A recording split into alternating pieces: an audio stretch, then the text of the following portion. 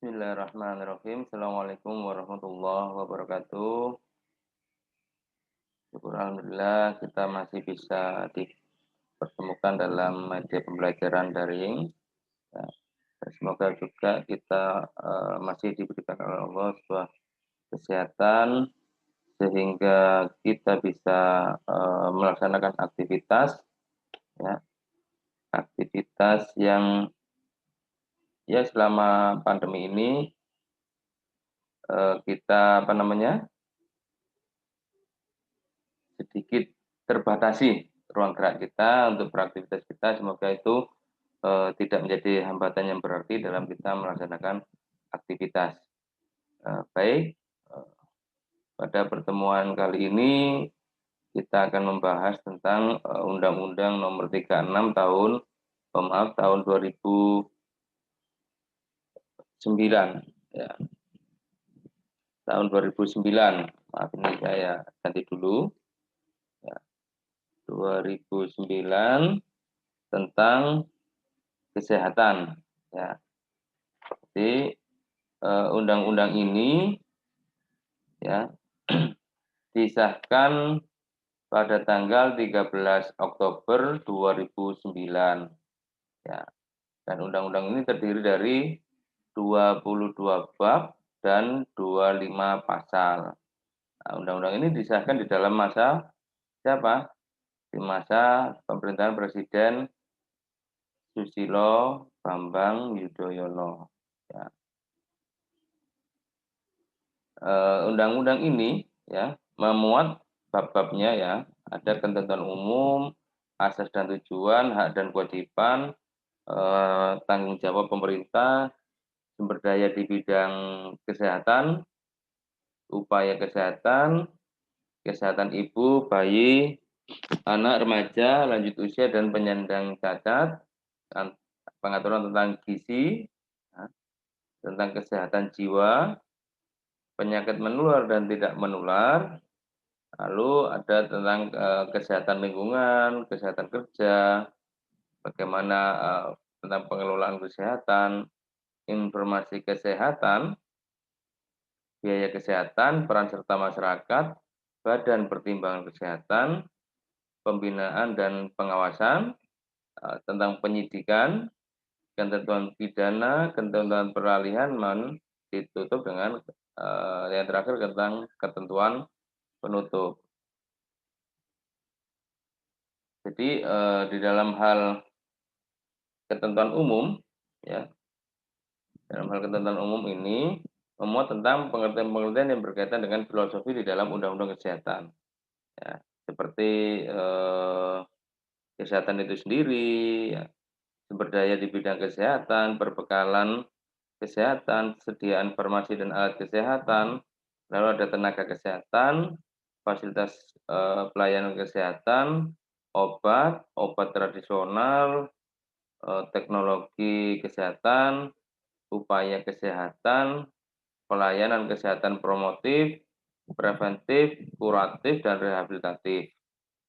Dan itu pengobatan tradisional juga diatur, ya, bagaimana di pemerintah pusat, pemerintah daerah, dan menteri. Secara prinsip, pemahaman kesehatan adalah keadaan sehat baik secara fisik, mental, spiritual maupun sosial yang memungkinkan setiap orang eh, untuk hidup produktif, ya, secara sosial dan ekonomis. Jadi kesehatan selama ini sering diartikan oleh kebanyakan masyarakat sehat fisik saja. Ya, kalau fisiknya sehat ya berarti dia sehat.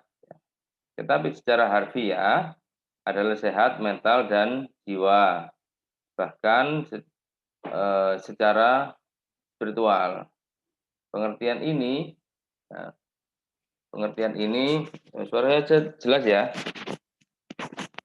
Jadi pengertian ini lebih luas dibanding pengertian kesehatan yang tertuang di dalam undang-undang sebelumnya, yaitu Undang-Undang 23 tahun 1992. Ya.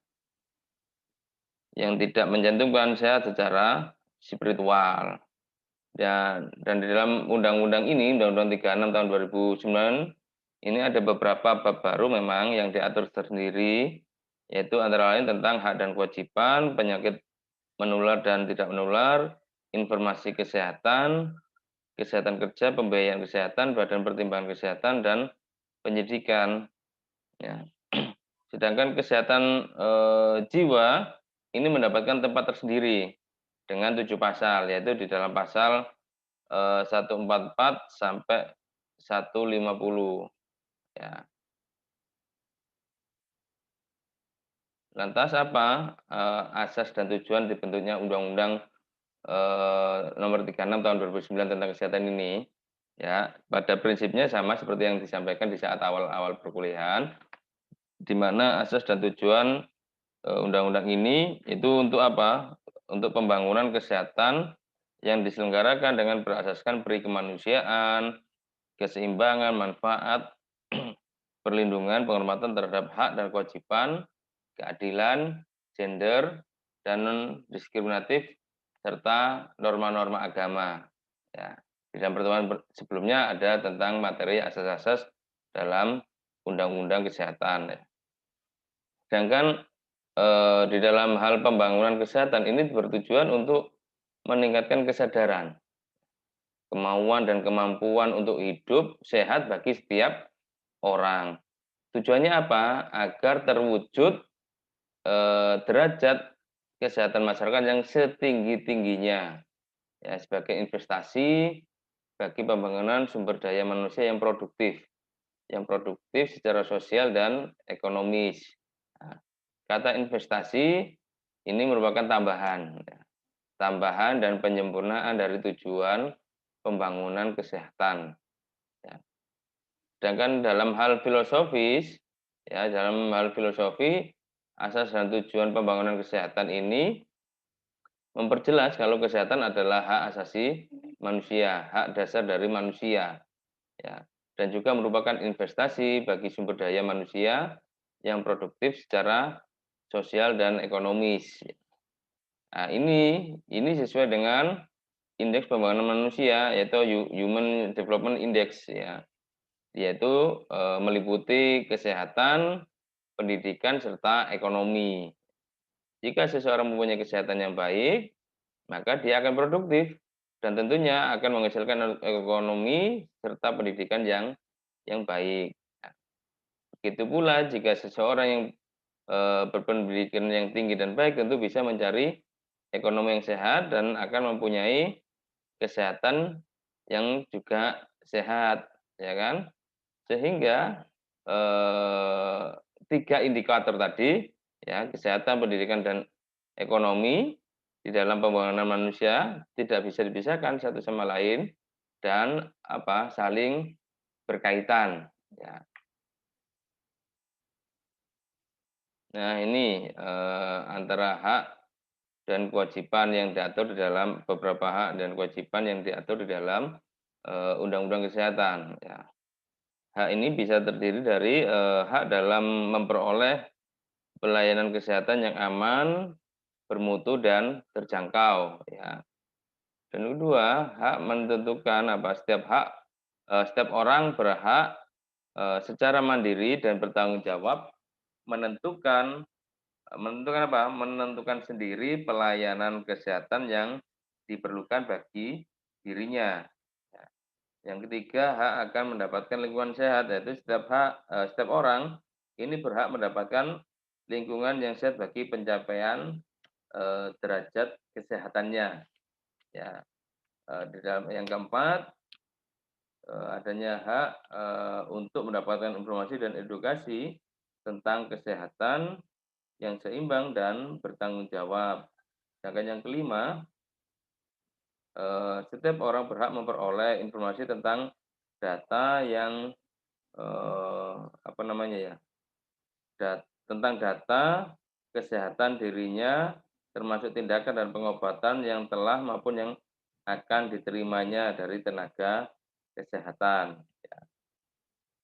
Ini juga di dalam kita buka ya di undang-undangnya. Nah, ini ya Kita buka di undang-undangnya, tentang hak dan kewajiban diatur di pasal berapa. Nah, kalau tentang asas dan tujuan diatur di dalam pasal 2 dan 3. Nah, ini ya. Jadi tentang pengaturan hak dan kewajiban diatur di dalam bab 3 ya. Kalau, hak itu diatur di dalam pasal 4 dan 5. Sedangkan, 5, 6, 7 ini hak ya, sampai 8 ya. Jadi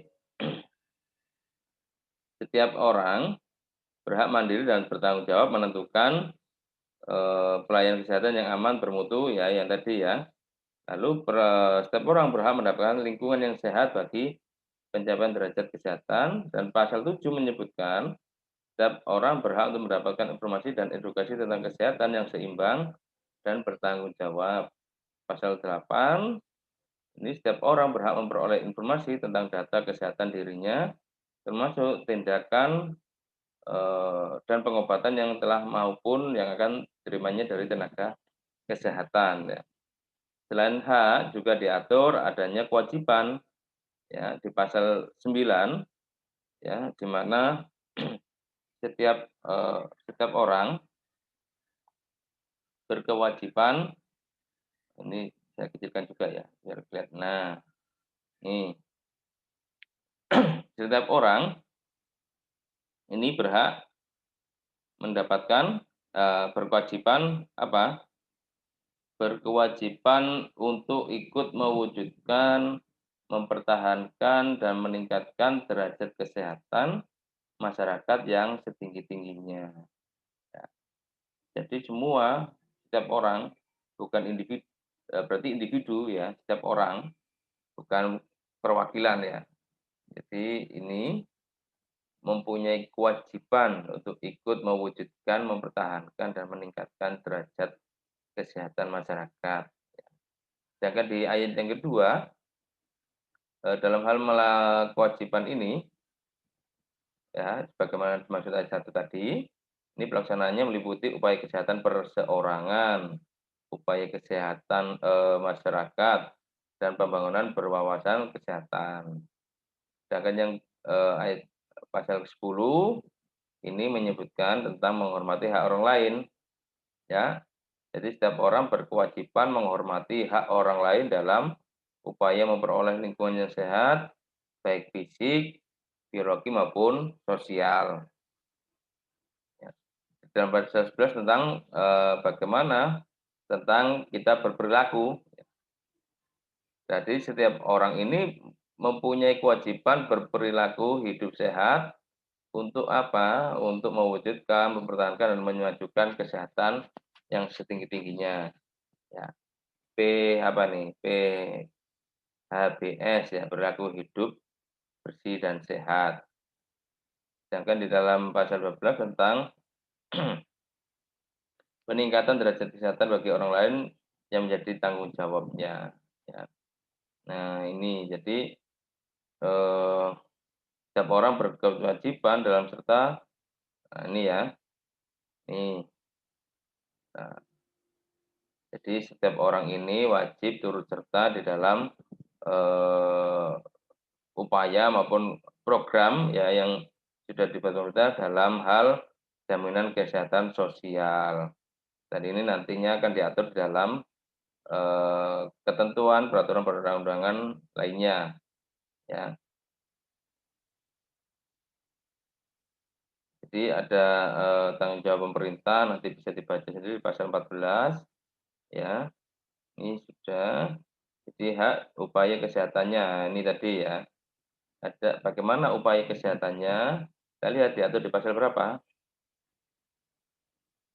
ya, ada peningkatan, eee, sumber daya kesehatan, mana nih, ada di mana nih ya, ada tentang fasilitas pelayanan kesehatan. Jadi sudah punya undang-undangnya ini belum ya kira-kira ya? Kalau sudah punya nanti bisa dibuka, dipelajari bagaimana konstruksi Undang-Undang Nomor 36 Tahun 2009 ini, ya tentang, kesehatan ya. Jadi upaya apa yang dilakukan oleh ini ya, tentang upaya kesehatan. Upaya kesehatan ini diatur di bab 6, ya dimulai dari pasal 46.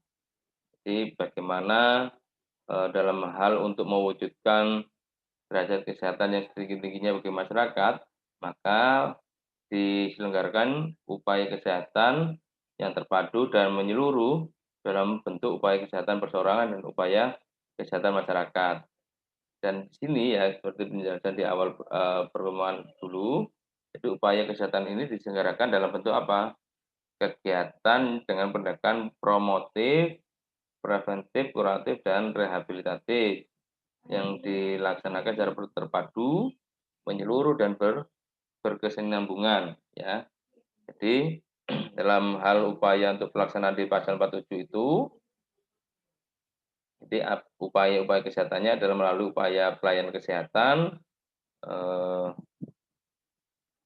pelayanan kesehatan tradisional, pelayanan kesehatan dan penjagaan penyakit, ya, penyembuhan penyakit dan pemulihan kesehatan, lalu ada kesehatan reproduksi, keluarga berencana, kesehatan sekolah, kesehatan olahraga, pelayanan kesehatan pada bencana, pelayanan darah, kesehatan gigi dan mulut, ada penanggulangan gangguan penglihatan dan gangguan pendengaran, ada kesehatan mata ya, itu bukan maksudnya ya, bukan kesehatan matra ya, kesehatan mata. Ada pengamanan dan penggunaan sediaan farmasi dan alat kesehatan atau alkes ya. Ada pengamanan makanan dan minuman, ada pengamanan zat aktif. Lalu ada juga tentang apa nih? Bedah bedah mayat ya. Jadi tentu dalam hal hak dan kewajiban tadi itu ya diatur di mulai pasal 5 itu lebih rinci dan lebih luas ya tentang hak masyarakat dalam bidang kesehatan tidak terbatas ya. Yang ini ya. Nah, ini ya. Jadi di dalam Undang-Undang 36 2009 ini hak itu diatur dalam 5 pasal yang lebih terinci dan luas. Hak masyarakat dalam bidang kesehatan tidak terbatas akan akses mendapatkan pelayanan kesehatan yang bermutu, tetapi juga hak atas informasi, ya, tindakan serta pengobatan yang diterima oleh dirinya dalam pelayanan kesehatan tadi ya. Ini tentu sudah menggambarkan bahwa hak pasien untuk mendapatkan tempat yang layak di dalam undang-undang, ya, sehingga pasien tahu akan tindakan dan pengobatan serta penjelasan dari penyakitnya. Jadi tidak ada hal-hal yang ditutupi, ya, yang tindakan medis yang disampaikan kepada pasien. Ya, jadi pasien juga berhak menolak terhadap suatu tindakan dan pengobatan setelah mendapatkan penjelasan karena ini sangat privasi, bersifat privasi, tidak boleh orang lain mengetahuinya. Jadi pasien dengan informasi ini juga mengandung makna itu berhak terhadap atas second opinion ya dalam mendapatkan tindakan terhadap tindakan dan pengobatan yang akan diterimanya. Ya, ini tadi ya penjelasan yang informasi yang disampaikan itu bisa menjadi adanya untuk persetujuan dengan tindakan medik nantinya. Kan pasti kan ada nanti ditanyakan setelah mendapatkan penjelasan oleh tenaga medis, ya, tenaga kesehatan, maka pasien akan dimintai persetujuan atas tindakan medik nantinya. Ya, tentu kita sudah tahu ya. Dan di sisi lain, dalam hal kewajiban ini ya terperinci dan lebih jelas juga di pasal 5 di 5 pasal dengan 7 klausul tadi ya. Nanti bisa dibaca lebih lengkapnya di undang-undang itu ya. Di mana undang-undang lama kewajiban hanya terbatas terhadap kesehatan perseorangan, ya, keluarga dan lingkungan. Tapi pada perkembangan kewajiban kesehatan saat ini diperluas meliputi pembangunan wawasan kesehatan, menghormati hak orang lain, berperilaku hidup sehat dan hidup bersih dan sehat, berkewajiban, menjaga kesehatan orang lain, ya, yang menjadi haknya tentu ya, dan yang terpenting adalah mengikuti jaminan pemeliharaan kesehatan ya. Saat ini, eee, ASN, PNS yaitu dijamin oleh dulunya Askes namanya, tapi semua warga negara sekarang dijamin kesehatannya bagi yang sudah ikut ya, melalui BPJS Kesehatan. Dan dulu, di saat sebelum ada jaminan sosial yang seperti saat ini, jadi masyarakat miskin sudah dijamin oleh pemerintah melalui Jamkesmas. Dan untuk yang tidak, termasuk Jamkesmas dijamin oleh Jamkesda. Bahkan ada beberapa kabupaten atau kota yang menjamin kesehatan masyarakatnya tanpa kecuali. Ini berarti apa? Kemampuan pendapatan daerahnya besar, ya. Dan untuk masyarakat mampu di luar, di atas sebenarnya dapat mengikuti jaminan pemeliharaan kesehatan yang diselenggarakan oleh pihak swasta, ya. Yang ada di mana itu? Di beberapa perusahaan atau, biasanya ini, asuransi, ya. Karena undang-undang, Indonesia sudah menerbitkan undang-undang tentang sistem jaminan sosial, yaitu Undang-Undang Nomor 40 Tahun 2004, ya. Ini nanti bisa diakses sendiri ya, tuh. Jadi, eee, semuanya sudah tertata dengan terbitnya Undang-Undang Nomor 36 Tahun 2009 yang menjamin semua hak dan kewajiban dari masyarakat terhadap, kesehatan, ya. Dan di upaya kesehatan ini ada 17 upaya kesehatan ya, itu ya. Jadi dan ada beberapa, upaya kesehatan baru yang lebih luas dalam hal pembahasannya, ya, yang tersendiri yang diatur dibandingkan 15 upaya kesehatan yang terdapat di dalam Undang-Undang Nomor 23 Tahun 1992. Jadi upaya kesehatan ini yang terbaru ya ini ya, ada di sini, ya 17 itu, hingga bedah mayat pun juga diatur ya. Jadi secara prinsip pemerintah ini sudah, baik pemerintah daerah dan masyarakat ini bertanggung jawab atas penyelenggaraan upaya kesehatan, dan penyelenggaraan upaya kesehatan harus memperhatikan fungsi sosial, nilai dan norma-norma agama, sosial budaya, moral dan etika profesi, ya. Di dalam Undang-Undang Nomor 36 Tahun 2009 ini juga menetapkan aturan pembiayaan kesehatan yang harus dialokasikan oleh pemerintah provinsi, pemerintah kabupaten, pemerintah kota, yang diharapkan dapat diterapkan oleh kepala daerah pada anggaran baik yang bersumber di dalam APBN maupun APBD. Harapannya apa? Harapannya pembiayaan kesehatan ini dapat mewujudkan derajat kesehatan masyarakat yang optimal, sehingga dapat dikatakan kesehatan itu adalah sebuah investasi, ya. Ini yang kita jumpai di dalam Undang-Undang 23 tahun 92, yaitu ada upaya kesehatan kesejahteraan keluarga, penyuluhan kesehatan masyarakat, pemberantasan penyakit yang tidak tertera di undang-undang yang baru tetapi substansinya atau substansi lainnya diatur di dalam undang-undang tersebut. Lalu ada kesehatan tentang, apa nih, ibu, bayi, anak, remaja, lanjut usia, dan penyandang cacat ya. Nih kita lihat, ini ya pelayanan kesehatan nanti bisa dibaca sendiri ya. Perlindungan pasien, benar pasien ini ya. Ini juga ada ketentuan mengenai hak atas rahasia kondisi kesehatan pribadi. Ini yang dilindungi ya, yang tidak boleh orang lain tahu ya. Nah, ini perlindungan pasien ya. Setiap orang berhak menerima atau menolak sebagian seluruh tindakan pertolongan yang akan diberikan kepadanya Nah, ini yang saya maksud tadi second opinion ya, ini hak perlindungan pasien. Jadi penderita penyakit yang penyakitnya dapat secara cepat menular ke dalam masyarakat yang lebih luas. Ini hak menerima atau menolak. Dari keadaan seseorang yang tidak sadarkan diri, ada juga gangguan mental berat ya ini. Jadi ada juga ini ketentuan atas rahasia kondisi kesehatan pribadi ya, tidak berlaku dalam hal apa? Perintah undang-undang. Ada perintah pengadilan, izin yang bersangkutan, kepentingan masyarakat maupun kepentingan orang tersebut ya.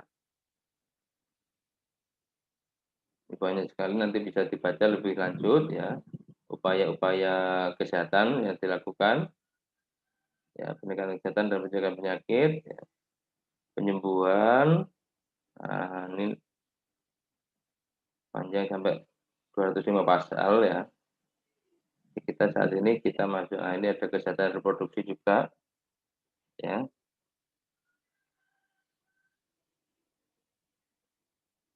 Nah, jadi ada kesehatan reproduksi itu menyangkut apa? Saat sebelum hamil, saat hamil, melahirkan dan sesudah melahirkan. Yang kedua tentang pengaturan kehamilan, alat kontrasepsi dan kesehatan seksual. Yang ketiga tentang kesehatan sistem reproduksi. Ini merupakan keadaan sehat secara fisik, mental, dan sosial secara utuh. Jadi tidak semata-mata bebas dari penyakit atau kecacatan yang berkaitan dengan sistem, fungsi, dan proses reproduksi pada laki-laki dan perempuan. Nah, nanti bisa dibaca di pasal 71 tentang kesehatan reproduksi. Ini ya, nanti upaya kesehatan reproduksi. Nah, ini ya. Oh, nah ini papayannya ada di sini semua ya. Lalu tentang bagaimana pengaturan kesehatan. Nah, ini bagi yang belum tentang aborsi ya. Ini setiap orang dilarang melakukan aborsi kecuali ya, ada ini bisa dibaca di pasal 75 ya. Jadi aborsi itu boleh dilakukan untuk apa? Untuk ini kedaruratan medis yang dideteksi sejak usia dini kehamilan ya. Jadi ada kedaruratan medis, jangan dimaknai yang lain dikatakan aborsi itu ya. Nah, bisa lebih lengkapnya di basis ini ya. Nah, dan aborsi ini ya hanya dapat dilakukan sebelum kehamilan berusia 6 minggu. Ya, sehingga dihitung dari hari pertama haid terakhir kecuali dalam hal kedaruratan medis. Jadi oleh tenaga kesehatan yang memiliki keterampilan kewenangan yang memiliki sertifikat yang ditetapkan oleh menteri. Ya, ini dilakukan ya. Jadi aborsi ini dilakukan oleh ini ya. Lalu atas apa? Atas persetujuan ibu hamil yang bersangkutan dengan izin suami. Ya. Kecuali ini ya. Jadi penyedia layanan kesehatan yang memenuhi syarat yang ditetapkan oleh menteri. Nah, ini ya. Jadi tidak sembarangan aborsi di dukun tidak boleh ya. Boleh itu dilarang ya. Dan ini ya pemerintah wajib melindungi dan mencegah perempuan dari aborsi ya. Ada juga tentang keluarga berencana. Keluarga berencana ini ya dimaksudkan untuk pengaturan kehamilan bagi pasangan usia subur untuk membentuk generasi penerus yang sehat dan cerdas. Nah, ini. Lalu ada pemerintah juga bertanggung jawab dan menjamin ketersediaan tenaga, fasilitas kesehatan, alat dan obat dalam memberikan pelayanan kesehatan, pelayanan keluarga berencana yang aman, bermutu dan terjangkau oleh masyarakat. Ada juga kesehatan sekolah dulu apa namanya ya? Ruang apa itu? Biasanya kalau sekolah pas lagi kesehatan UKS ya. Nah, UKS itu ada dulu ya. Tahu sekarang masih ada belum? Saya kurang begitu tahu sekarang. Jadi kesehatan sekolah ini diselenggarakan untuk eh, meningkatkan kemampuan kesehatan peserta didik dalam lingkungan hidup sehat sehingga peserta didik dapat belajar tumbuh dan berkembang secara harmonis dan setinggi-tingginya menjadi sumber daya manusia yang berkualitas. Ya. Dan ini kesehatan sekolah ini diselenggarakan melalui sekolah formal dan informal melalui lembaga pendidikan. Nah, ini dan ketentuan lebih lanjut ya ditetapkan dengan peraturan pemerintah. Ya. Ada juga tentang kesehatan olahraga, ini mana ini? Kesehatan olahraga. Nih, ya. Kesehatan olahraga ini ditujukan untuk meningkatkan kesehatan dan kebugaran jasmani masyarakat. Ya, harus sehat jasmaninya. Nah, ini upayanya, ya lalu ada pelayanan kesehatan pada bencana. Ini ya. Lalu ada, ini diambilkan dari mana? Dari APBN, APBD maupun dari bantuan masyarakat. Nah, ini ya, dalam hal terjadinya kesehatan bencana, ya. Dan ketentuan lebih lanjut tentang penyelenggaraan pelayanan kesehatan pada bencana diatur melalui peraturan menteri. Siapa peraturan menteri? Yaitu Menteri Kesehatan, bukan menteri yang lain. Nah, ada pelayanan darah, ini donor darah itu ya. Ini upaya pelayanan kesehatan yang memanfaatkan darah manusia sebagai bahan dasar dengan tujuan kemanusiaan dan tidak untuk tujuan komersil.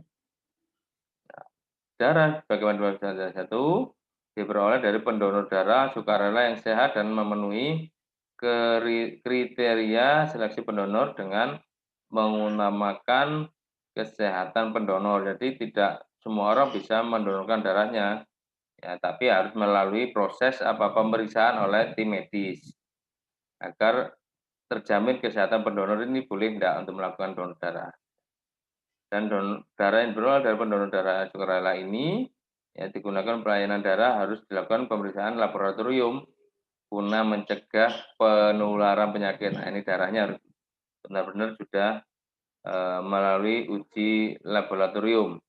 Ya, apakah darah yang didonorkan itu sehat dari terbebas dari penyakit atau tidak. Ini tentang donor dan darah ya. Terus ya kesehatan gigi dan mulut ya nanti dibaca lagi ya sendiri ya. Kita lewati aja, ada kesehatan matra, matra bermaksud untuk kesehatan lingkungan darat, lautan, udara, matra. Ya, oh ini matra ya. Saya yang salah tulis ini. Matra ya. Nah, ini ya bisa dibaca sendiri nanti ada pengamanan dan penggunaan sediaan farmasi, ada tentang pengobatan apa nih? Zat adiktif ya. Tentu juga diatur nanti melalui peraturan perundang-undangan ya. Makanan dan minuman ini melalui BP POM ya. Di situ harus mencantumkan apa? Nama produk, daftar bahan yang digunakan, berat bersih atau isi bersihnya berapa, nama dan alamat pihak yang memproduksi atau memasukkan makanan dan minuman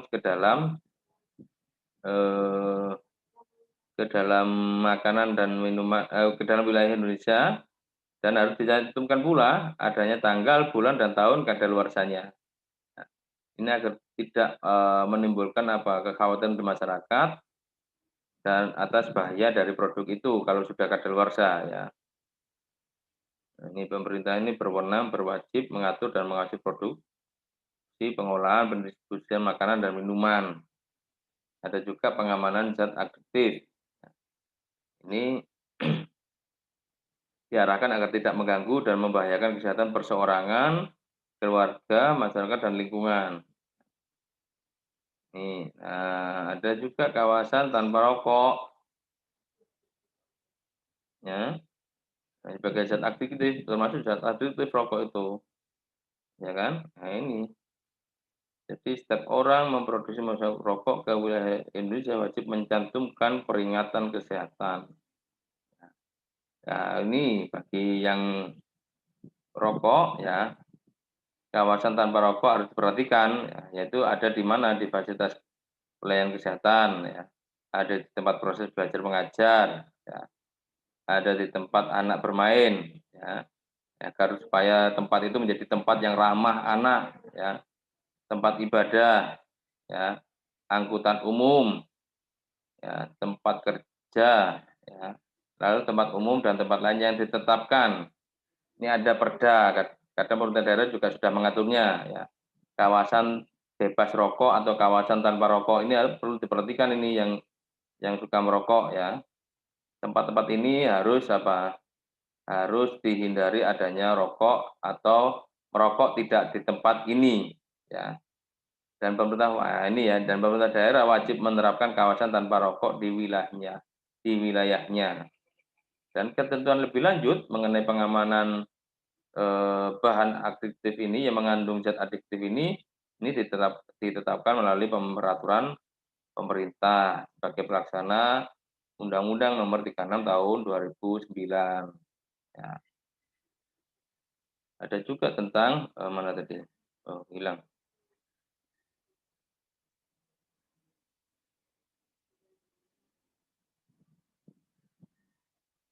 Nah, ada eh,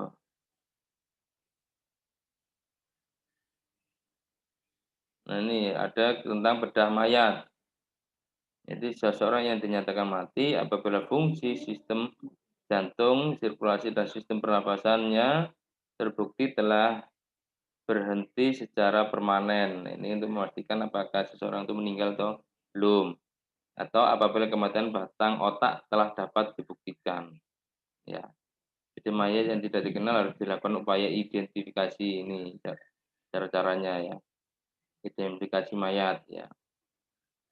Ini biasanya yang bagian forensik ini yang bedah mayat ya. Jadi ada bedah mayat klinis dan bedah mayat anatomis yang hanya dapat dilakukan oleh dokter sesuai dengan keahlian dan kewenangannya. Jadi tidak sembarang dokter bisa membedah mayat ya. Ada bagian-bagian tersendiri. Ini tindakan bedah mayat oleh tenaga kesehatan harus dilakukan sesuai dengan norma agama, ya. Ini norma agama, norma kesusilaan dan etika profesi ini harus dijunjung tinggi. Dan di situ tentunya ada timbul biaya, di mana biaya pemeriksaan terhadap korban tindak pidana dan atau pemeriksaan mayat untuk kepentingan hukum ini ditanggung oleh pemerintah melalui APBN dan APBD. Ya. Nah, ini ya tentang kesehatan ibu, bayi, anak, dan penyandang cacat. Ya, kita nanti diskusi materi berikutnya yaitu kita akan membahas tentang kesehatan ibu, bayi, dan anak. Dari pembahasan sampai di sini saya cukupkan dulu ya. Kurang lebihnya saya mohon maaf. Saya akhiri nun wal kolami wa mayasturun. Wassalamualaikum warahmatullahi wabarakatuh.